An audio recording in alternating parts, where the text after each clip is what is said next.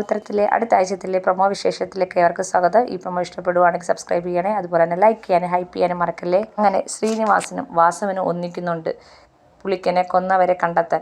എന്തായാലും വിക്രമല്ലെന്ന് വാസവന് ഉറപ്പായിട്ടുണ്ട്. പക്ഷേ വിക്രമാണെങ്കിൽ പുളിക്കനെ കൊന്ന വിവരം അറിഞ്ഞതുകൊണ്ട് തന്നെ പെട്ടെന്ന് തന്നെ പുറത്തിറങ്ങാൻ പറ്റത്തില്ല.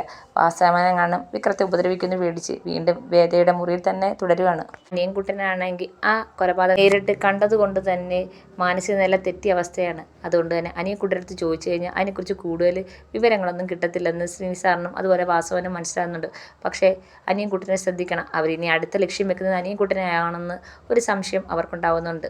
ഈ സമയത്ത് വേദയും വിക്രവും മുറിയിൽ വളരെ സന്തോഷത്തിൽ തന്നെ അവർ കഴിയുന്നുണ്ട്. കുറേ റൊമാൻറ്റിക് സീൻസൊക്കെ ഉണ്ട്. അങ്ങനെ വേദയാണെങ്കിൽ വിക്രത്തെ കളിയാക്കുന്നുണ്ട്. വിക്രമാണെങ്കിൽ വേദയെ പിടിക്കാനായിട്ട് പുറകെ ഓടുകയാണ്. അവസാനം പിടിച്ച് ചേർത്ത് നിർത്തുന്നുണ്ട്. ചേർത്ത് നിർത്തി അവർ ഭയങ്കര റൊമാൻറ്റിക്കായി കണ്ണും നോക്കി ഇങ്ങനെ നിൽക്കുകയാണ്.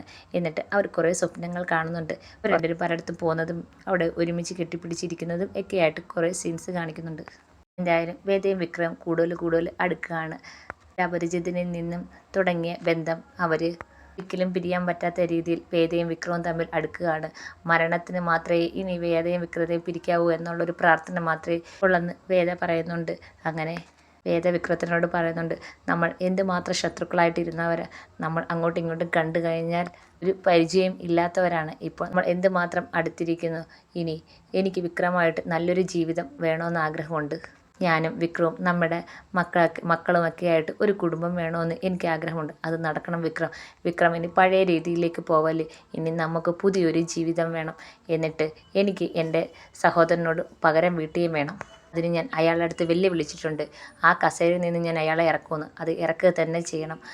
ശ്രീകാന്ത് ശങ്കരനാരായണനെ ആ കസേരയിൽ നിന്ന് ഇറക്കിയിട്ട് വിക്രം സുധാകരനെ ആ കസേരയിൽ ഇരുത്തുമെന്ന് ഞാൻ അയാളുടെ അടുത്ത് വെല്ലുവിളിച്ചിട്ടുണ്ട്. അത് നടത്തുക തന്നെ ചെയ്യും.